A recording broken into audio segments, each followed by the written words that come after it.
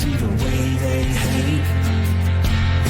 And I know better than to listen to the people who are calling us slaves. I can feel the sunlight shining in. Well, good morning and welcome to episode 848 of the Lots Project Morning Show, where the coffee's strong, the opinions are stronger, and everything is always filter free. I'm Brian, your host, and it is July 28th, 2025. This morning I'm enjoying a fresh cup of Guatemalan light roast from foodforestfarms.com because life's too short for bad coffee. At Food Forest Farms, your beans are roasted by real human hands using a clean stream air roaster. More than just a customer, your family. Get 10% off with code LOTS10. That's LOTS10 to save 10%. And shipping is always free. While you're there, check out the C4 Club for even more awesome perks. Today, we've got another packed show, a major step forward with our cabin build as the roof goes up, the launch of my new Bitcoin Preparedness and Recovery Kit that you can check out now, a breakdown of the Privacy Killing Genius Act, and some surprise visitors at our site, plus a Pergola build that might have gotten a little frustrating. Grab your coffee, smash the like button, and let's get started.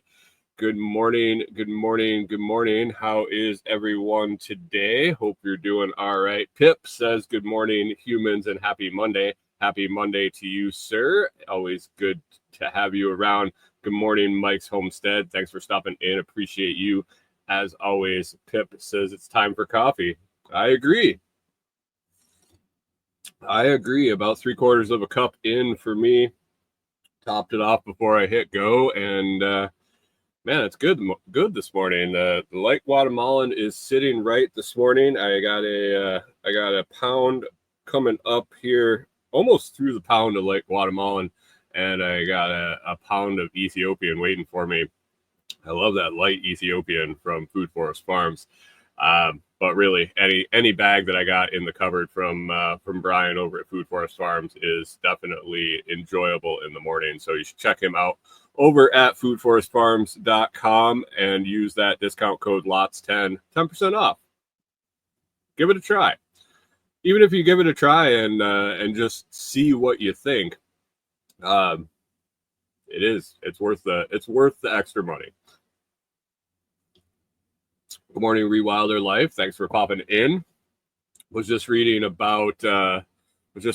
little bit more about the Walmart random stabbing, and that was in Rewilder Life's neck of the woods up there. I guess she may have known some of the victims, I think. So we're talking about that right after it happened, and then obviously it's gone viral over the news cycle, and the fact that a good guy with a gun stopped a bad guy with a knife, and all that jazz has made the story pretty popular. But the question I had right off the bat was, how do 11 people get stabbed? And we came to the conclusion after a while that most of the people that ended up getting stabbed or getting injured in this were older and not nimble and the such. Like, it took place at a Walmart, and all I'm picturing is how much room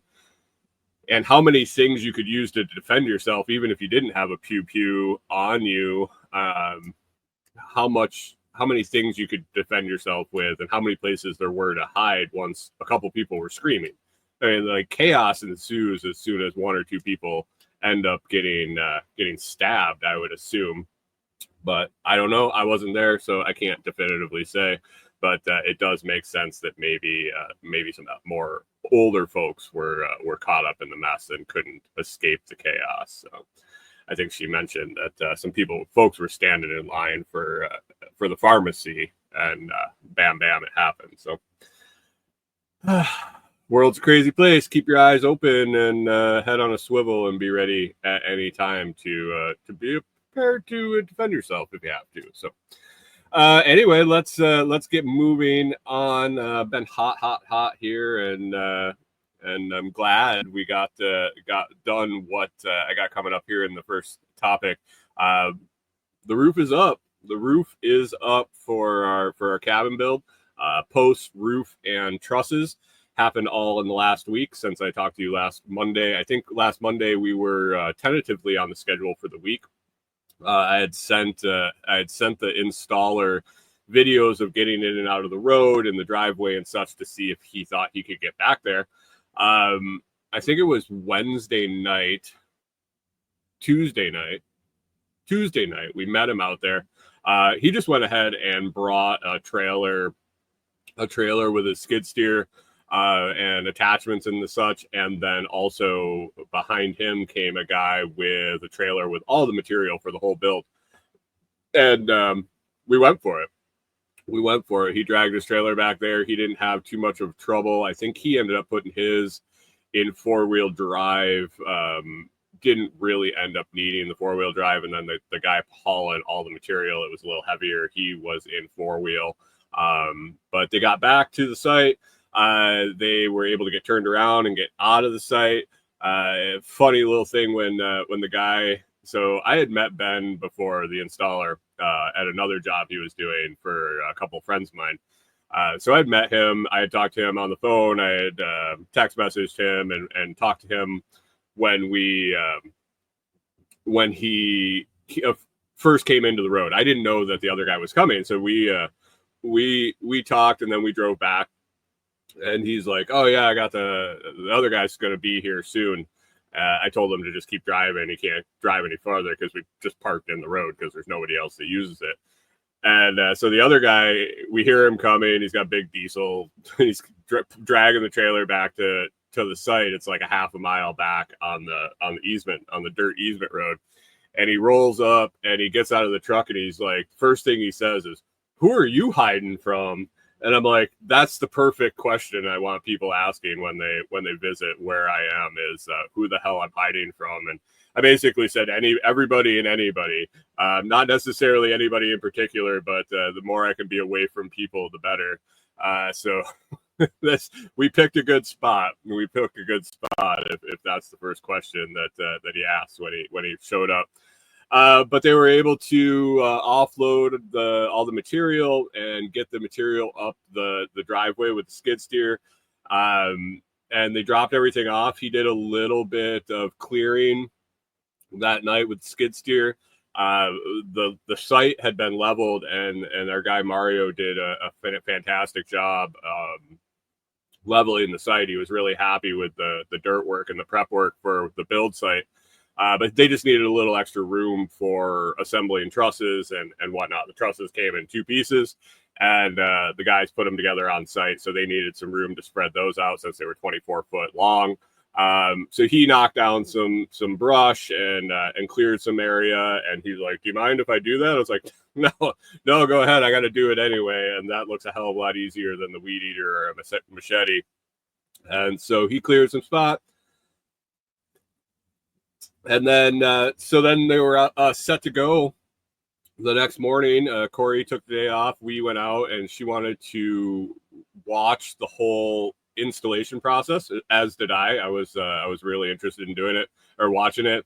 And it was going to be hot, man.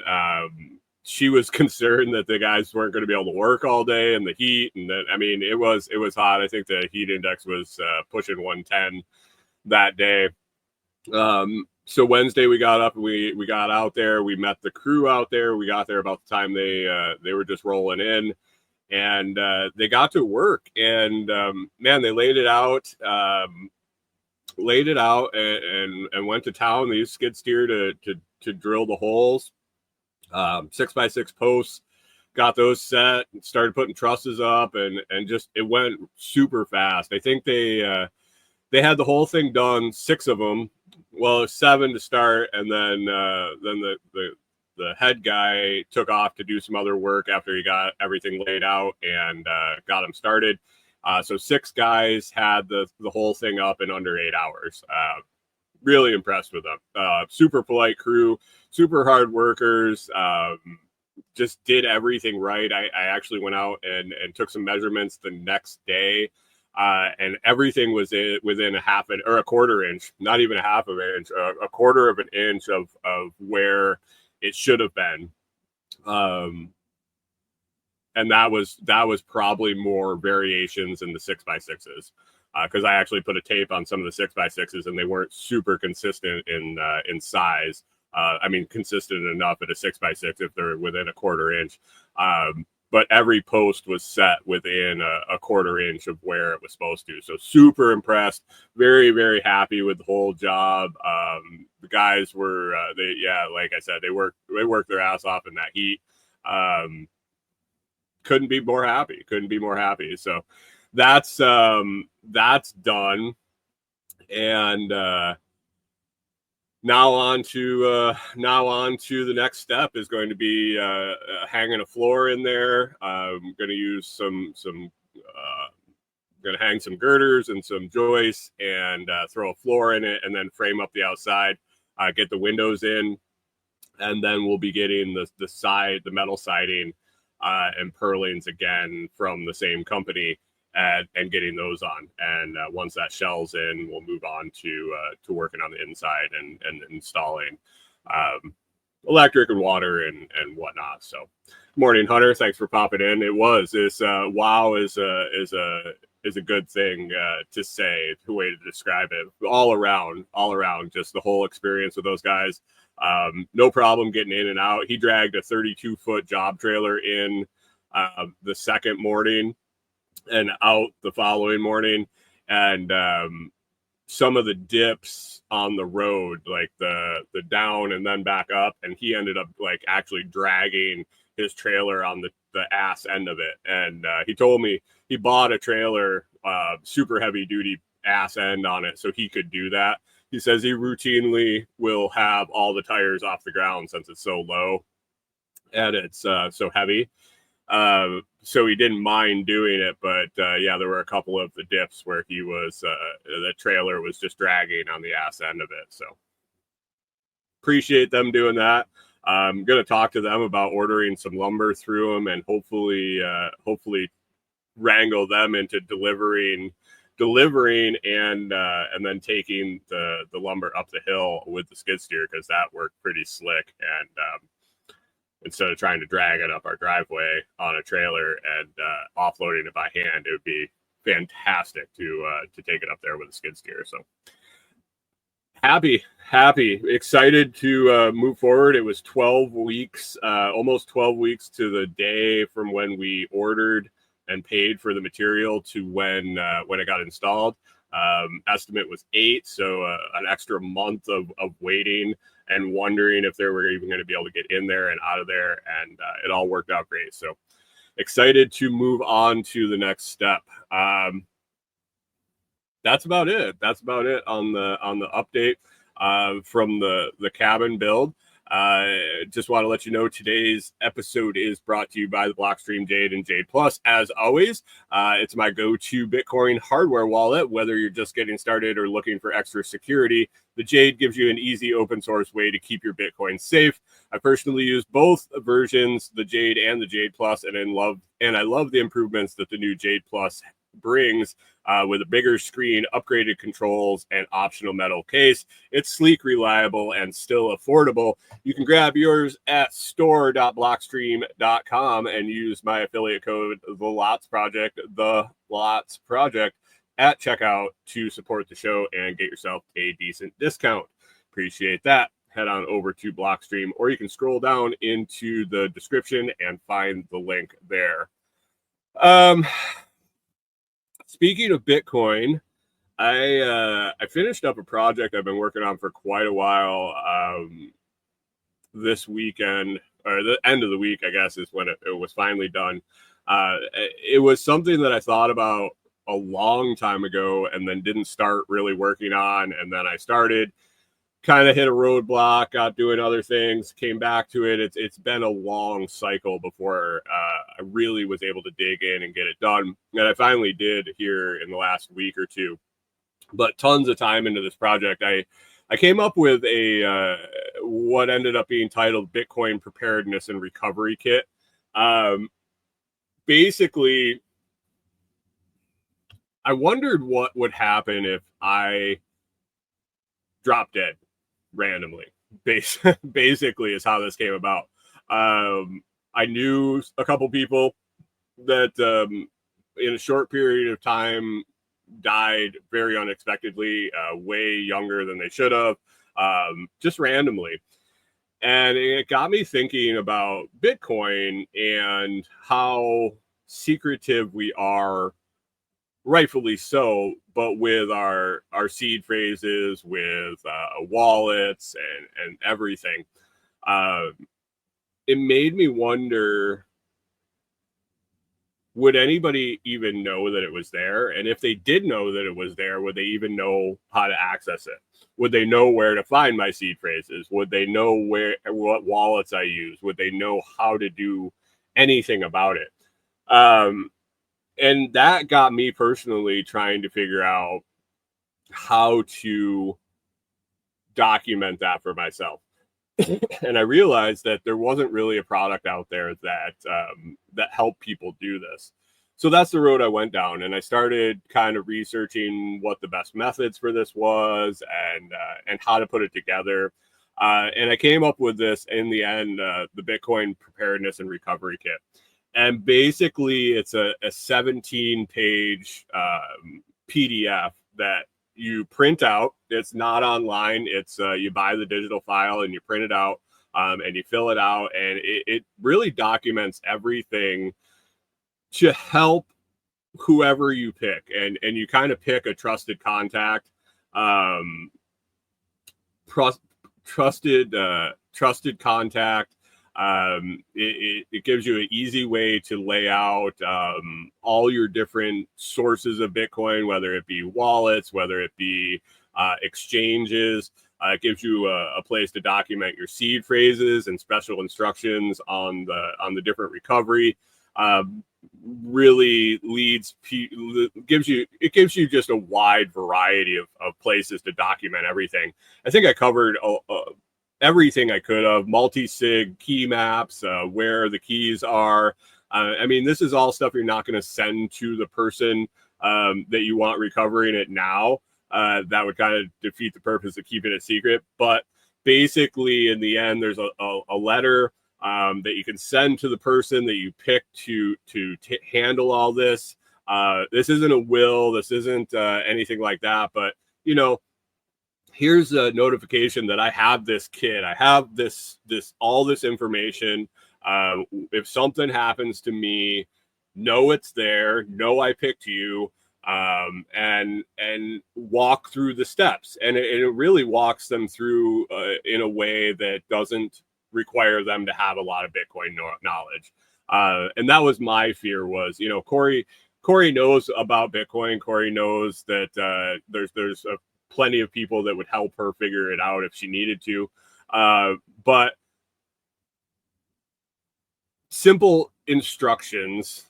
And then also there's a place for you to list some trusted people that they can contact. People that you are confident aren't going to rip them off or scam them or do nefarious things in helping your trusted contact or family member who you left in charge of your Bitcoin. So I don't know. I listed it over on Gumroad. I've had a Gumroad account for quite a while. I just messed around over there with some digital products, and excuse me. It's a really interesting site. You don't need to make a login or password or anything like that. You basically go to the product page. You say, I want to buy this, and you can use PayPal or a card. Excuse me. And I just put it up there until I can get a shop back up on my website, or I got some things cooking with some more Bitcoin related things and possibly a new site. So maybe I'll just have a store on there and sell some Bitcoin related stuff. But Gumroad, you can set a price, and then you can also set a pay what you want.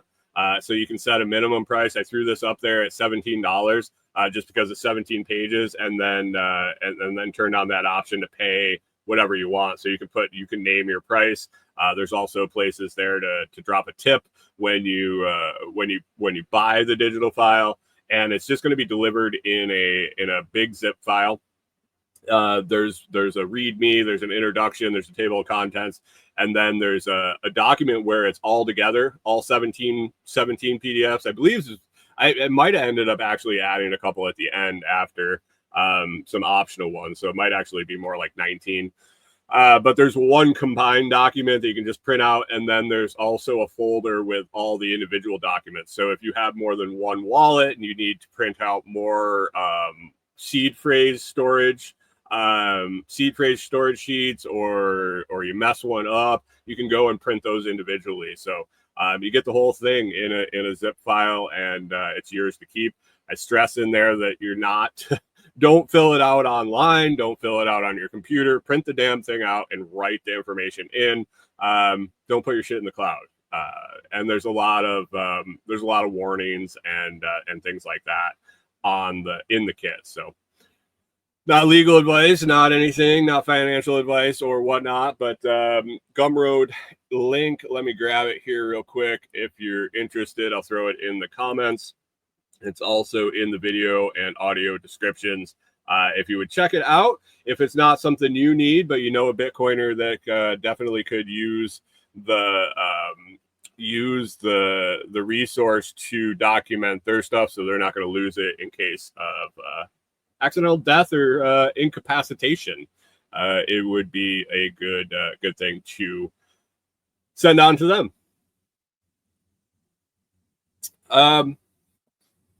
Let's see. That is that. Genius Act is Pip says I left notes in my safe for family about how much my guns are actually worth. Right? Right? That's always the old joke. My wife's going to sell them for what I told her they were worth, not what they're actually worth. So let's go on to the Genius Act. I got to pull up notes here. I dug into it a little bit. They really touted this as clarification for crypto, is what I saw. Orange Man out there saying that this is so that we can lead the world in digital currency and blah, blah, blah, blah, blah, blah, blah, blah, blah. When I think about crypto, I obviously think about Bitcoin, and then the other coins, the quote unquote shit coins or whatever you want, Ethereum, and you go down the list. They come and go, Dogecoin and Trump coin and whatnot. Pip says Bitcoin's at 118,672. I got 118,650 on the old tracker here. And actually, I got a note. I have to dig in more. They're going to be releasing some versions of this thing that I have here in the screen on the video. If you're listening on the audio, you wouldn't know. But this little device, if you're a stock trader, if you're a crypto guy, there are a ton of different assets that you can put into here, and it tracks the live prices. I think you can even get into the precious metals and things like that. But they're making a more affordable one. I believe these are over $100 a piece. A company had sent one out to me. I like it. It's fantastic. I have it sitting here all the time. Gives me a little real instead of pulling it up on my phone, but I couldn't justify the price. I couldn't really push the thing, push it at the price point it was at, and so I kind of just use it. I did get an email that they are going to come out with a more affordable version, and once that gets released, I'll definitely have to dig in and see if that's a cool option for folks. I mean, if you don't mind paying over $100 for a little tracker, you can set it on your desk. I actually have two of them. This one, the battery's dead, but they actually stack, and you can have your whole stack of assets there. So controlled in a mobile app. But anyway, back to the Genius Act. it's all about stable coins. And stable coins are what they are. They're stable. They're tied to an asset. It's basically digital. If it's tied to the US dollar, it's basically the digital version of the dollar, is what a stable coin is. How stable the US dollar is, I mean, at least it's not fluctuating like some swings in Bitcoin, I guess is why they would call it a stable coin. But the Genius Act's a new federal law aimed at stablecoins, but it's I think it has much deeper implications. I think it has more long-term or near to long-term effects that are gonna come out of it. On paper, it regulates digital dollars, but really in practice, I think it might be paving the road for some programmable, trackable monetary future. When you talk about stable coins, when I hear stable coins, basically I think CBDC. I think basically central bank digital currency, Fed coin, something like that. When I hear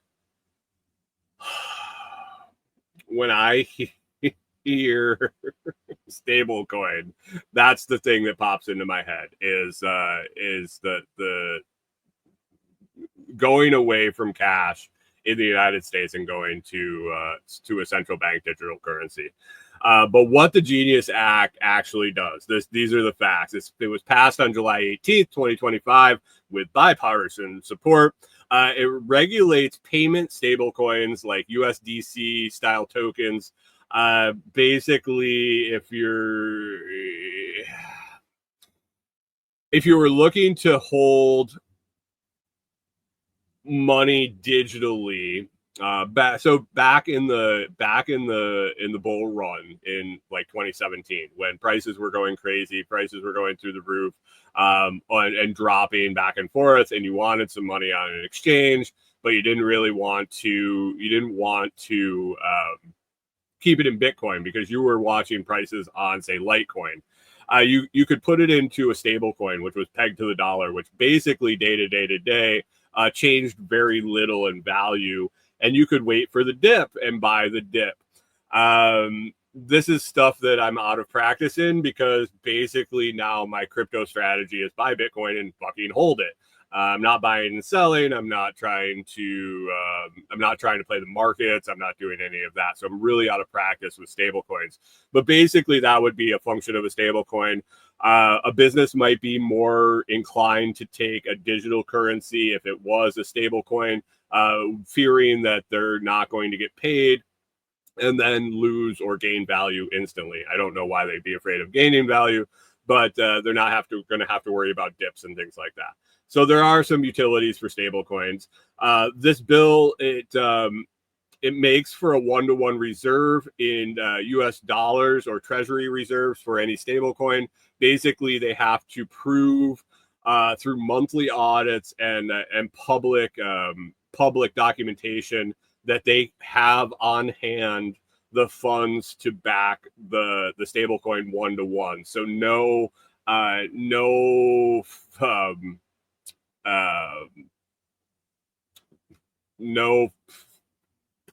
what's shit, the term is escaping me, the banking techniques where we just create money out of thin air. Basically, you have to have it backed. You have to show the currency backing the stable coins.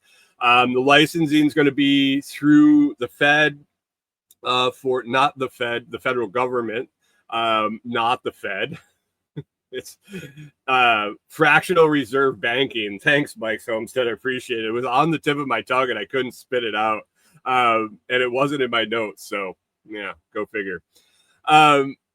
Licensing is going to be through the OCC or state regulators, depending on the size of the stablecoin issuer. It's going to ban unlicensed issuance of stablecoins in the United States, which is interesting. I guess you could get around that with just not being a stablecoin, I guess.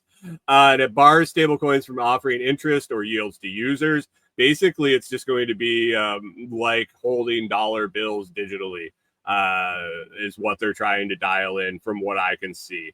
It exempts these stable coins from the SEC CFTC rules, and they're going to be regulated like a bank dollar. So it's not going to be a security or anything like that. Thus, the no making interest or profit from holding it. And it applies to these apply to foreign stable coins also, if the coins are being used by U.S. users.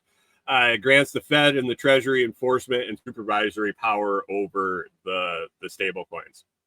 So that's what the bill actually does.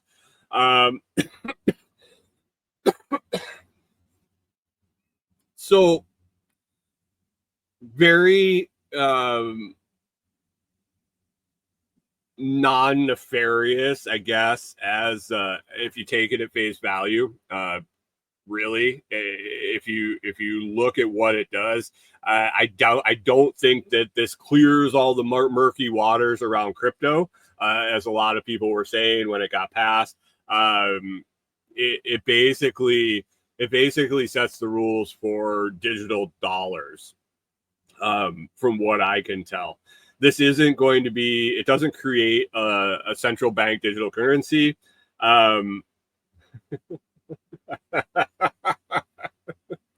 Hunter says, cue the big pharma ad music.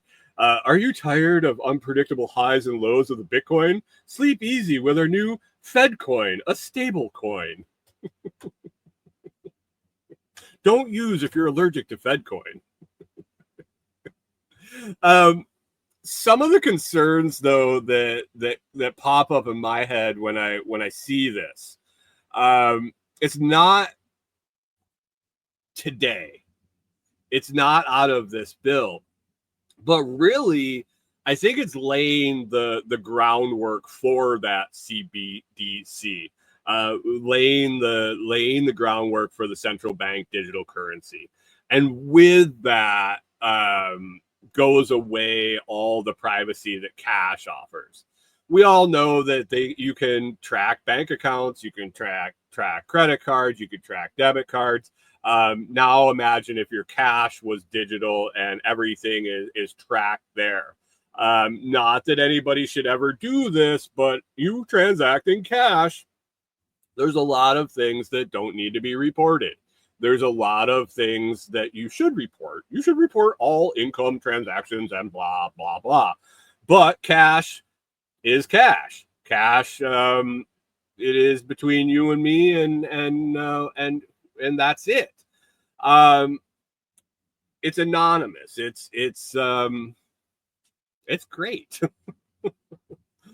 But if we went to a digital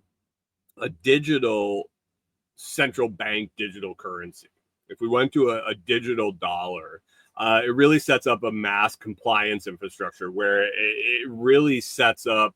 This is starting to set the rails for that through the regulations of the people that issue it. And who's to say that the government doesn't choose one of these stable coins to just be the new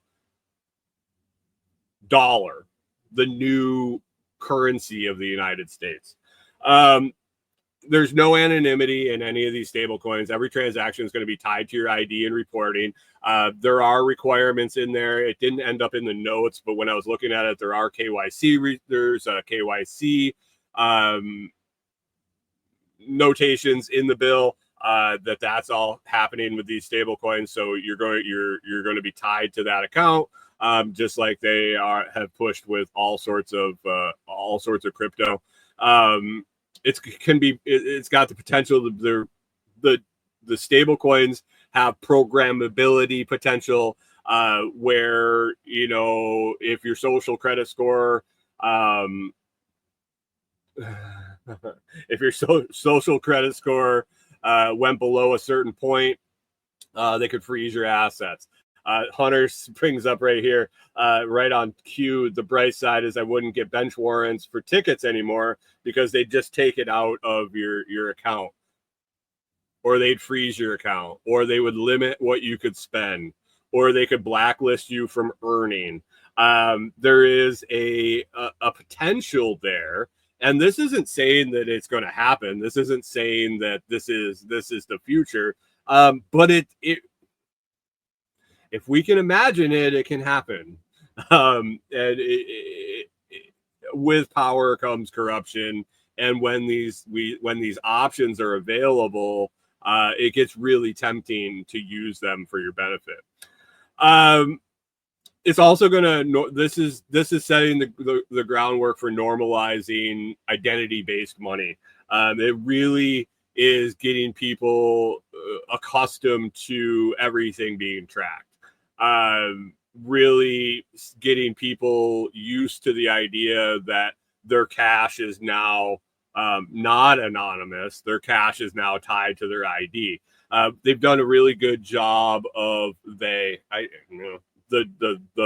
general the general government, the powers to be, whoever's running the show, whether it's on purpose or just by periphery, have gotten us very comfortable with the fact that all our transactions are tracked through debit cards and credit cards and things like that. And there's a lot of people that just haven't used cash. I've talked to some younger people. There was a couple kids I worked with, and this was way back, that really had very, very, very little experience with cash. They never had worked. They'd never mowed lawns or babysat or done anything like that where they got paid in cash. They never had a piggy bank with cash in it. Basically, from the time that they knew, and these kids, I mean, they were 18, 3 or 4 years ago, 4 or 5 years ago. They had just got a debit card, and their parents would put the money on the debit card. They never really handled cash, and I was like, wow.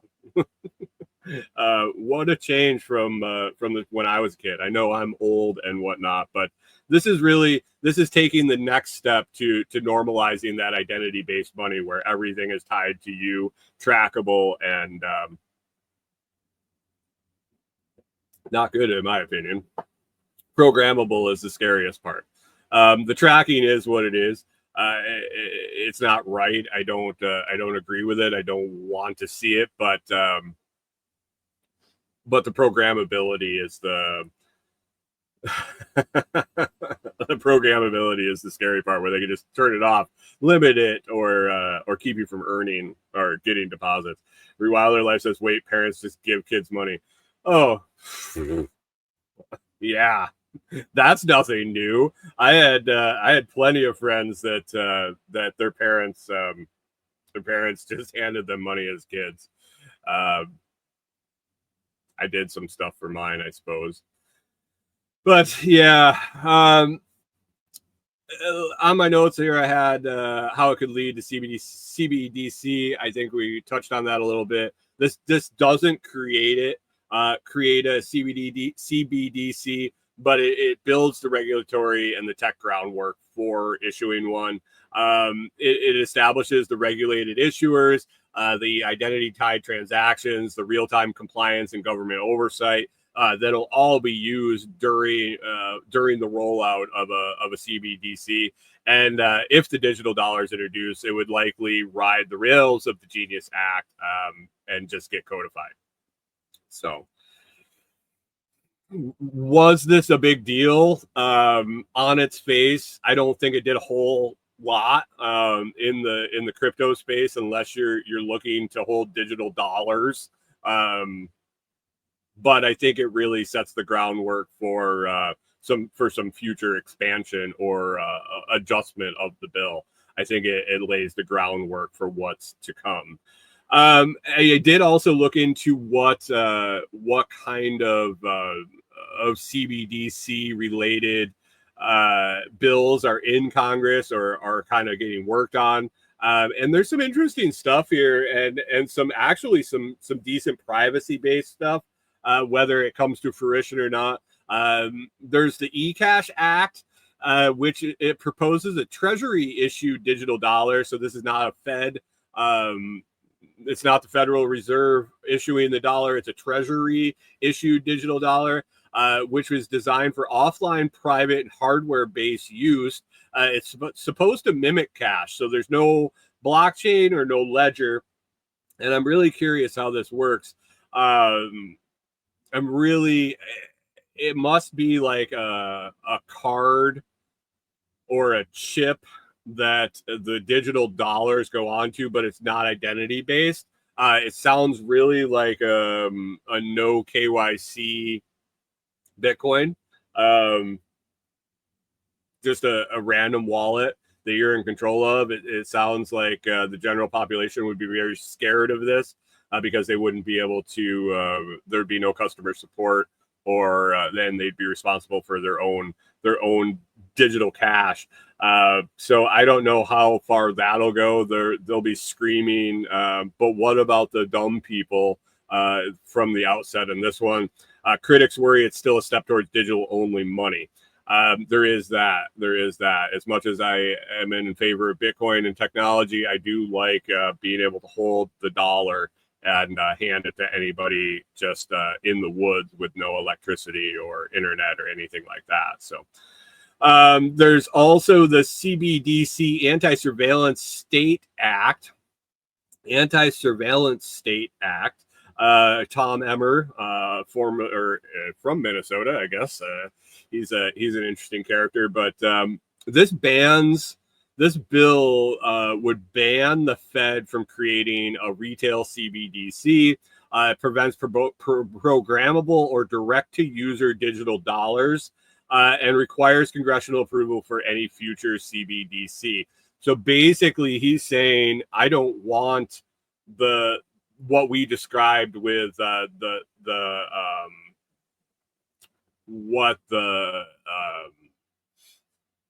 I fear the Genius Act is going to roll out. He wants the non-Fed coin. He wants the anti-Fed coin. He wants a private. He wants to ensure that the surveillance state isn't going to get into your money. So that would be the CBDC Anti-Surveillance State Act. That's been proposed twice, I believe now. I think when I was looking it up, it was 2023 and 2025 that's been proposed, and we'll see if anything goes with that.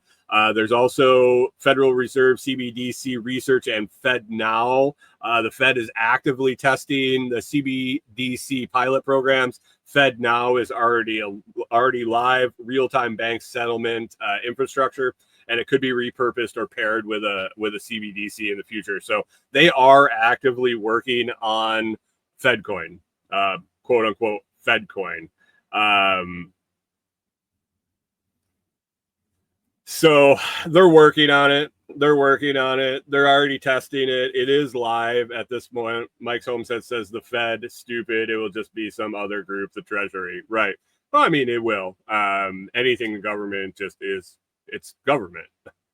They can't help themselves than taking power and control. And then there was also the Restrict Act 2023-2024 carryover. National security bill targeting foreign tech. Broad language could allow blocking privacy coins or non-compliant wallets. This goes back to the Samurai wallet and Wallet of Satoshi and things like that. It's not really about CBDCs, but it limits alternatives. It really gets into the freedom aspect of what I can do with my fucking money and how I use it and what I use it and how I interact. So limited options and regulating on and off ramps is that's always been the goal, I think. Can't stop Bitcoin, but you can sure as fuck make it hard to use.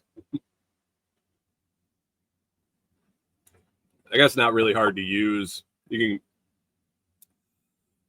can make it difficult to get in and out of from their currency. So final thoughts on the Genius Act. It's being sold as clarity for crypto. I don't think it really clarifies anything in crypto. Stable coins is all it pertains to, but it could really be laying the foundation for full monetary control. CBDCs may not be here yet, but the pieces are clearly being put in place. It is what it is, guys. It is what it is. Keep your eyes open and understand what's going on. And maybe this is a push in the right direction for folks to start really looking into stuff like Monero or the project my friends work on. Pivx is another privacy coin, along with Bitcoin. I don't know. Make your own decisions and inform yourself on anything you decide to invest your money in, because I am not a financial advisor by any means. So that is the Genius Act. Genius for sure. I don't know. This dude, this orange man, he's got some marketing folks in his camp for sure, with the names of all these stupid bills and acts and things he comes up with. They were pretty cheesy all along the line here with government, but he's taking it to the next level with Genius. What does Genius stand for? I saw it's guidance. What the hell was it? It was nonsense. Let me see if I can find it real quick in my notes here. I'm guessing it's not there.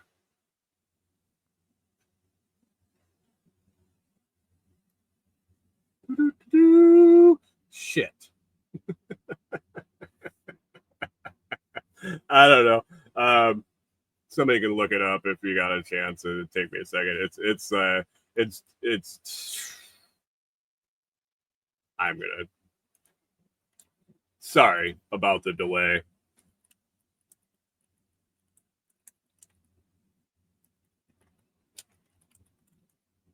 I read it and kind of chuckled.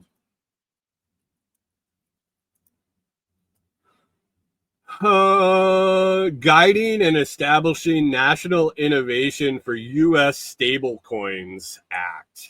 There. Guiding and establishing national innovation for U.S. Stablecoins Act. Genius. Hey, thanks, Pip. Appreciate it. Anyway, that's the Genius Act. A whole lot of nothing burger, if you ask me, but really could turn into something bad in the short term. This last segment, I got another sponsor I want to talk about today. This segment is brought to you by Nulu Knives. I showed you Nulu last week, I believe.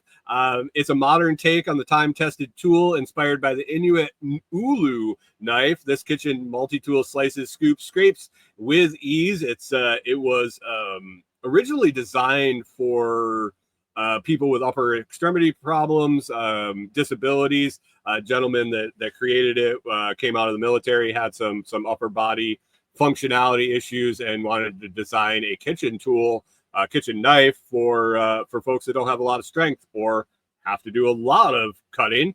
It's beautifully made, easy to clean, and feels like an extension of your hand. Whether you're prepping in the kitchen or working on camp meals, I think it could be great for camping. A multi-faceted knife for homestead use and all sorts of other things. The Nulu knife gets it done. I'll be testing mine more this week, but you can check it out and support the show by ordering through my affiliate link. If you want to check out the Nulu knife, I do not get that through Amazon. This is a direct partnership with Nulu and the creator of it, Doug Katz. I appreciate him taking me on, but I'll drop the link in the comments, and it's also in the video description and audio description. It's a bit.ly link. It's short because my affiliate link is super long, and I made it shorter just for convenience. So check them out if you're interested in picking yourself up a new knife. Corey's been using it, and she's liking it for certain things. Other things it's getting getting used to. We'll see long term how it works out. So Nulu Knives, Nulunives. If you search it in Google, if you're just looking for one, check that little thing that says, we think you might have mistyped it at the top. We searched instead for Would you rather search for this? They have a name really close to something else, so it will not give you the Nulu knives link in Google results as of yet. So just a little heads up. Last segment for today before we wrap up. Corey and I this weekend. So I got another product to evaluate. A company sent something out that I was excited about. I guess I'm still excited about. A nice pergola. If you don't know what a pergola is, the thing that you put in your backyard or over your deck or over your porch. Basically, they usually look like 4 posts, and they got some cross beams across the top, and it provides some shade. A lot of times there's no curtain or anything on the top. It's not a solid roof. Basically, it provides shade by the angle of the sun and the boards and the way they're aligned. It provides some shade underneath. This one that the company sent out to me to test out, Amazon product, it actually has a draw across cloth shade that goes underneath it to provide more shade. It's a waterproof shade too. So if it starts raining, you're going to stay a little dry. It has drain holes in it, so it's going to end up eventually coming through. But had to put it up. I had to put it up so we could tell what it was like, and if I liked it, if I thought it was quality, if it was easy to install, things like that. So Corey and I took this challenge on this weekend. We decided we were going to do it on Saturday afternoon. From the things I could read, it should take 2 people a few hours to do it, and they said a few, so I'm not sure if that meant 3 or 8.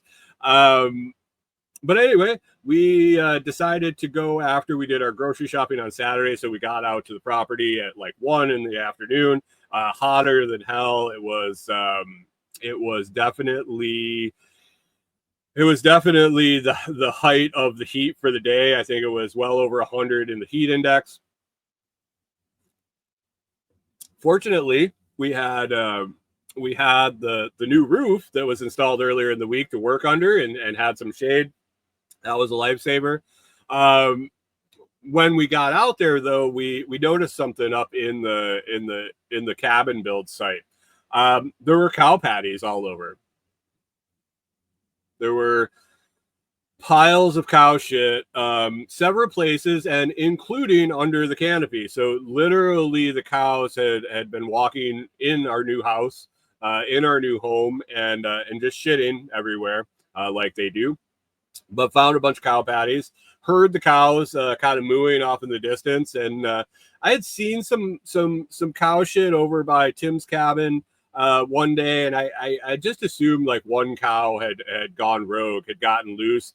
There are people that keep cows in a couple different directions from the property, so I figured there was just one random cow just wandering around in the woods that had gotten loose. There was kind of a few piles. I wasn't sure if one cow was shitting that much, or maybe it hung out there for quite a while just because the shade underneath the canopy. But anyway, I tossed some dust over the top of them, ended up stepping in it every once in a while. It is what it is. But anyway, we got working on the pergola.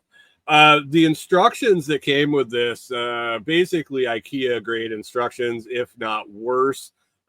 We had some issues, got a little frustrating, had a couple of whoopsies, used the wrong screws in one step, had to take them all apart. At one point, we had assembled it kind of backwards to where it had to be, so things didn't line up. Wasn't very clear in the instructions. There weren't a whole lot of words in the instructions, so if you weren't really paying attention to the details of the diagrams, which weren't that great either, mistakes were